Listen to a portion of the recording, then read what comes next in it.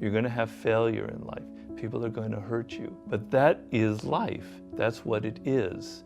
So to resist that, to be angry about that, means to not love life itself. To me, he's one of the great living philosophers of our time, certainly one of the best-selling philosophers of our time.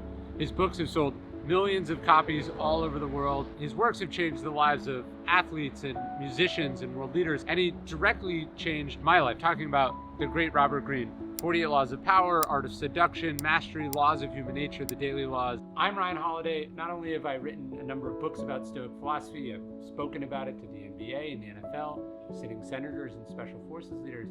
And in today's episode, I want to give you not just some really genius things from the one and only Robert Greene, but I want to give you Robert Greene talking about Stoic philosophy and some Stoic lessons that he's applied, that you can apply, that connect Stoicism to his work on power and warfare and strategy and human psychology.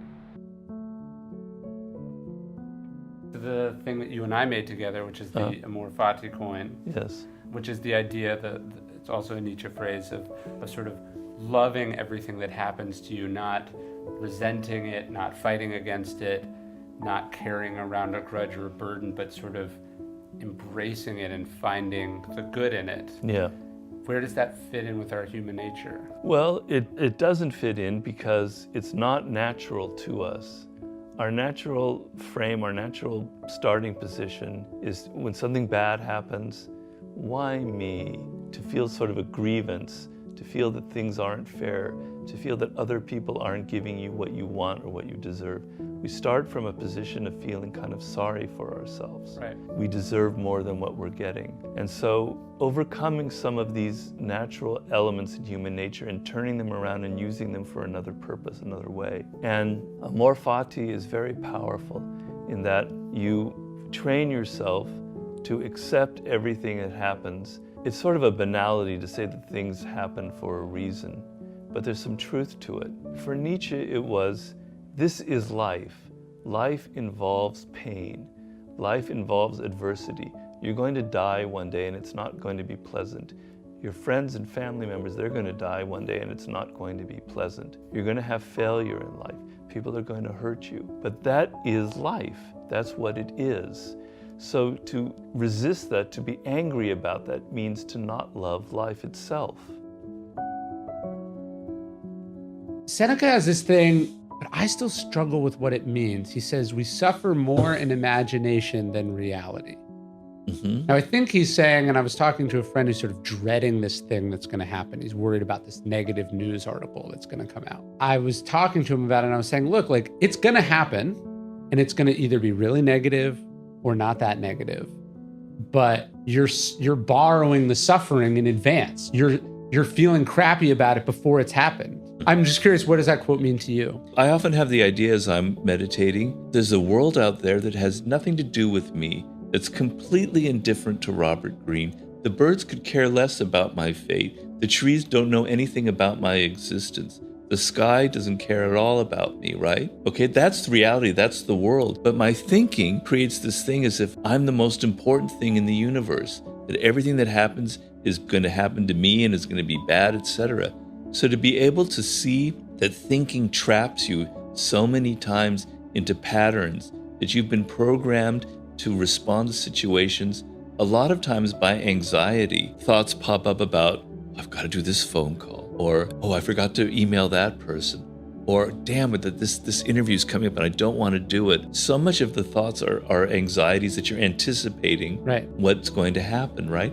If you can just control that, if you could just see that is the source of your problem, and that the world is indifferent to you, and that the circumstances are totally neutral, and that newspaper article that comes out, you can't control it, and maybe the bad stuff will actually in the end rebound to your favor, or it'll make you tougher, it'll make you realize certain things.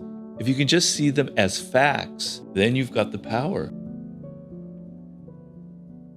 My philosophy has always been you have to make ideas your own. Mm-hmm. You have to take what somebody teaches and you have to put it into your own experience. It can't just be these dead words that you kind of digest that have no relevance to your daily experience. You have to take them, they have to come to life within you, within your own experience. So you read a passage and it's not maybe what I'm really going through right now, but you kind of maybe recall some experiences in the past that might be relevant. And then the second day you come upon something that is maybe a little bit closer.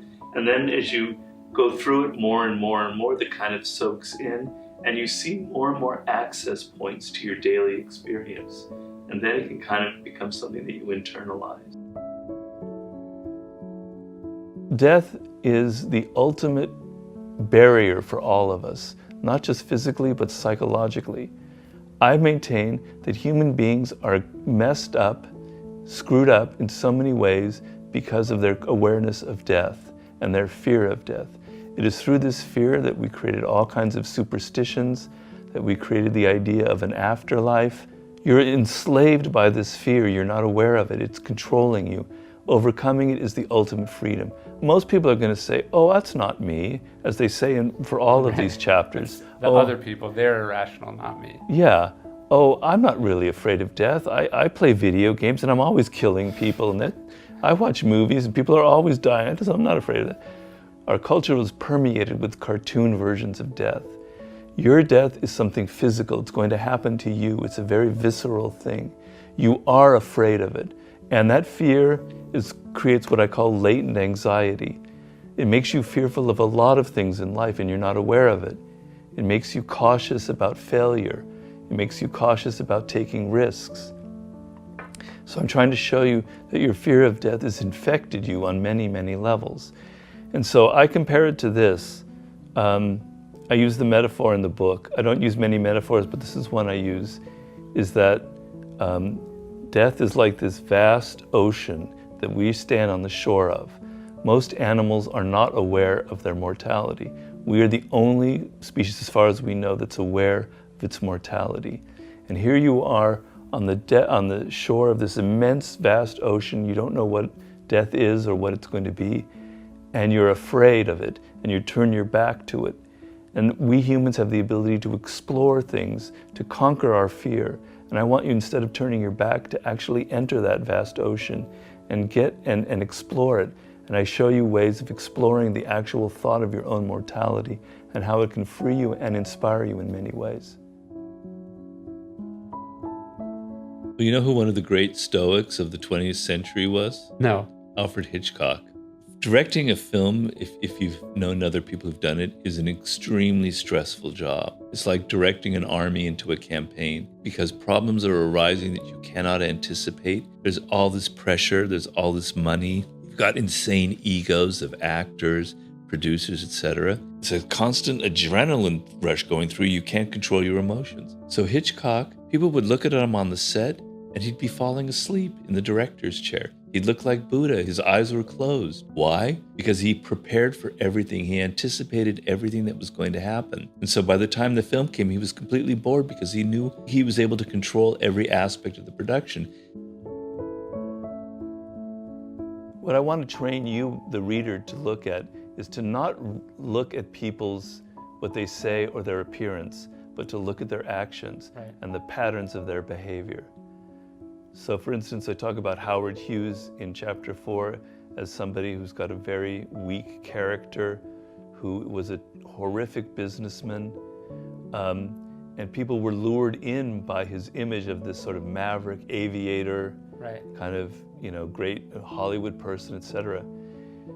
But if you looked at the patterns of his behavior, you would have seen that he was actually quite toxic. So stop looking at what people say about themselves and look at their actions. I hope you like this video. I hope you subscribe. But what I really want you to subscribe to is our daily Stoic email. 1 bit of Stoic wisdom, totally for free, to the largest community of Stoics ever in existence. You can sign up at dailystoic.com/email. There's no spam. You can unsubscribe at any time. I love sending it. I've sent it every day for the last 6 years, and I hope to see you there at dailystoic.com/email.